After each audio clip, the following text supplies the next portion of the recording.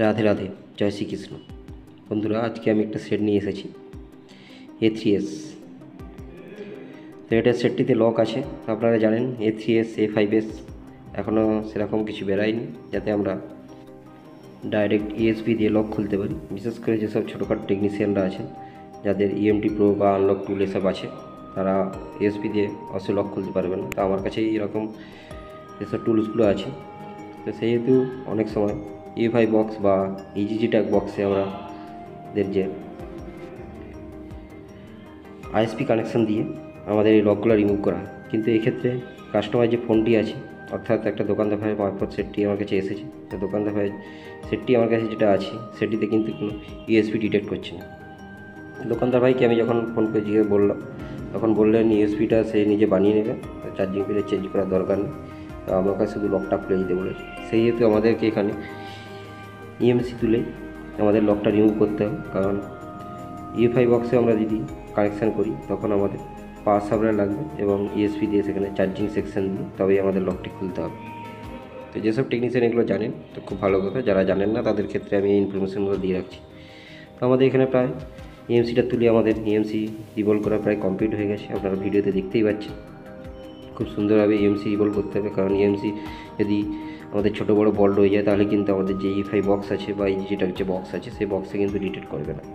আর এখানে দেখতেই পাচ্ছেন আমি যে ফোনটি ইএমসি তুলেছি তাতে কিন্তু কোনো স্টিল বা কোনো কিছু কাটিং। কাস্টমার ফোনটা নতুন যেরকম আছে সেরকমই দেখা যাচ্ছে, যেটা আমি ভিডিও শেষেও আপনাদেরকে একবার দেখিয়ে দেবো। তো এখানে আমরা যে ইউএফআই বক্স আছে সেই ইউএফআই বক্সে আমাদের ইএমসিটা ডিটেক্ট করে নিলাম। ডিটেক্ট করে আপনারা দেখতেই পাচ্ছেন ইউজার পার্টিশানে সমস্ত কিছু পার্টিশান আছে। তো আমরা এখানে ভালোভাবে প্রথমে আমাদের যে ফার্স্ট প্রোগ্রামিং আছে সেইখানে আমরা দিয়ে নিচে অপশানটা ক্লিক করে দেখবো যে এখানে কোনো মাস্টার রিসেটিং কোড কিছু দেখা যাচ্ছে। তো দেখতেই পাচ্ছেন এখানে কিছু দেখাচ্ছে না। আমরা ইউজার পার্টিশানে যাব। ইউজার পার্টিশানে গিয়ে আমরা ইএমসিটাকে আইডেন্টিফাই করব। আইডেন্টিফাই করলে ইউএমসি যেসব ডিটেলসটা আমরা দেখতে পাচ্ছি। এবারে আমরা নিচে যে স্পেশাল টাস্ক বলে অপশানটা আছে, বেগুনি কালারের এই কালার টাস্কে যাব এবং এখান থেকে দেখতেই পাচ্ছেন ওপো মাস্টার ক্লিনার বলে লেখা আছে এবং এখানে ওয়াইপ ডাটা। এটাতে আমরা ক্লিক করলেই আমাদের যে আমাদের যে স্ক্রিন লকটা সেটা কিন্তু ঘুরে যাবে। দেখতেই পাচ্ছেন মাস্টার ক্লিয়ার ডান বলে লেখা আছে, এসে গেছে। তো আমাদের এখানেই কাজ আমাদের এইটুকুনি। এরপরে আমরা যে ইএমসিটাকে আমরা খুলেছি সেই ইএমসিটাকে আবার পুনরায় বোর্ডে ফিক্সড করে দেবো। ফিক্সড করে আমরা দেখব যে আমাদের সেটটি পুরাই চালু হয় না ডেড হয়ে গেছে, সেহেতু আমরা দেখব। তার আগে আমরা এই ইএমসিটাকে আরেকবার আইডেন্টিফাই করে নেব যে সমস্ত কিছু ঠিক আছে না ইএমসিটা কোনো প্রবলেম দেখাচ্ছে সেটা আমরা একবার দেখে নেব। দেখতে পাচ্ছেন এই ইএমসিটা খুব সুন্দরভাবে ঠিকই আছে। তো এবার আমরা চলে যাব ডাইরেক্ট আমাদের যে অন্য ক্যামেরা আছে সেই ক্যামেরাতে আমরা চলে যাব।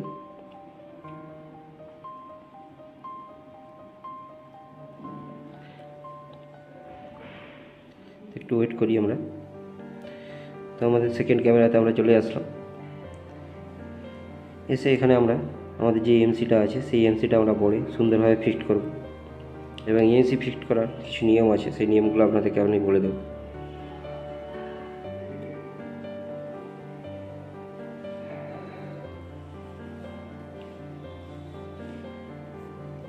ভিডিওটা প্রথম থেকে শেষ পর্যন্ত অবশ্যই দেখলে আপনারা কিছুটা উপকৃত হবেন। এবং যেসব বন্ধুরা আমার এই ভিডিওতে নতুন এসেছেন তারা অবশ্যই চ্যানেলটিকে সাবস্ক্রাইব করে দেবেন এবং পাশে থাকা বেল আইকনটি অন করে দেবেন, যাতে পরবর্তী কোনো নতুন এরকম নিত্য নতুন ভিডিও নোটিফিকেশান সবার আগে আপনার কাছে পৌঁছে যায় এবং সেগুলো দেখে আপনি একটু হলেও উপকৃত হতে পারেন। যেসব বন্ধুরা ভিডিওটা দেখছেন তারা অবশ্যই এই ভিডিওটাকে শেয়ার করে দেবেন, যাতে অন্য আরও যেসব টেকনিশিয়ান বন্ধুরা আছে তাদের যাতে এই ভিডিওটা একটু উপকারে লাগতে পারে। তো আমরা এখন দেখতেই পাচ্ছি আমাদের যে ইএমসিটা আছে সেটা খোলা হয়ে আছে এবং ইএমসিটা আমরা এখানে বোর্ডের মাধ্যমে ফিক্সড করে দেব। একটু ফ্ল্যাগ পেস্ট অল্প পরিমাণে ফ্ল্যাগ পেস্ট দেবো, এতটা পরিমাণে দেবো যাতে আইসিটা ঠিকঠাক ওর সঙ্গে চিটিয়ে বসে যায়, যাতে না কোনো দিকে এপাশ ওপাশ নড়াচড়া করে। এর থেকে বেশি পরিমাণে দেবো না, বেশি পরিমাণে দিলে এয়ার আর হিটের ফলে কিন্তু আমাদের আইসিটা নড়ে যেতে পারে। দেখতে পাচ্ছেন বন্ধুরা আইসিটা অনেকটাই কিন্তু স্টিলের প্যানেলের ভিতরে ঢুকে গেছে। তো এইখানে আপনারা দেখতে পাচ্ছেন যে আমি স্টিলের প্যানেলটা না কেটেই আমি কিন্তু এই আইসিটা রিমুভ করেছি। অর্থাৎ এরকম ফ্রেশভাবে আমাদের কাজ করতে হবে যাতে কোনো কাস্টমার বুঝতে না পারে যে তার সেটে কোনো কাজ করা হয়েছে বা কিছু করা হয়েছে। দেখতে পাচ্ছেন আমাদের ইএমসিটা প্রায় ফিক্সড করা কমপ্লিট হয়ে গেছে। আমরা হালকা করে নাড়িয়ে দেখে নেব যে আমাদের ইএমসিটা ফিক্সড হয়েছে কিনা। যদি না আপনারা আইসি ঠিকঠাক মতো লাগাতে না পারেন তো পিছনে আমার অনেক ভিডিও দেওয়া আছে, সেই ভিডিওগুলো আপনারা দেখে আসতে পারেন। সেখান থেকে আপনারা কিছু না কিছু অভিজ্ঞতা অন্তর সঞ্চয় করতে পারবেন এবং আমি আশা করব শিখেছেন কি বা আপনারাও সঠিকভাবে কাজ করতে পারবেন। আমাদের ইএমসি লাগানো কমপ্লিট, আমাদের সেটটি প্রায় রানিং হয়ে গেছে, আমরা দেখতেই পাচ্ছি।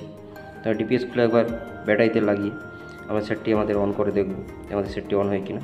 দেখতে পাচ্ছেন বন্ধুরা, সেটটিও অন হয়ে গেছে। আমরা একটু ওয়েট করে যাব,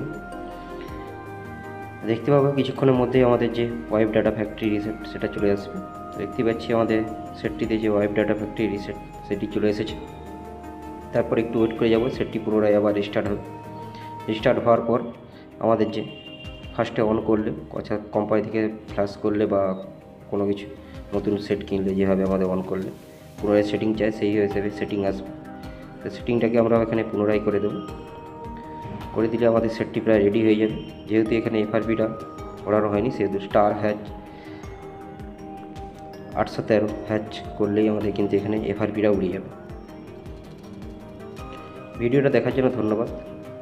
অবশ্যই ভিডিওটা ভালো লাগলে একটা লাইক, কমেন্ট ও শেয়ার করবেন এবং নতুন বন্ধুরা অবশ্যই প্লিজ সাবস্ক্রাইব করে দেবেন চ্যানেলটাকে।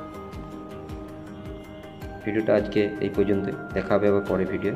দেখতেই পাচ্ছেন বন্ধুরা, আমরা যেভাবে কাজ করেছি পুরো কমপ্লিট ফেজভাবেই কাজ করেছি সেটটিতে।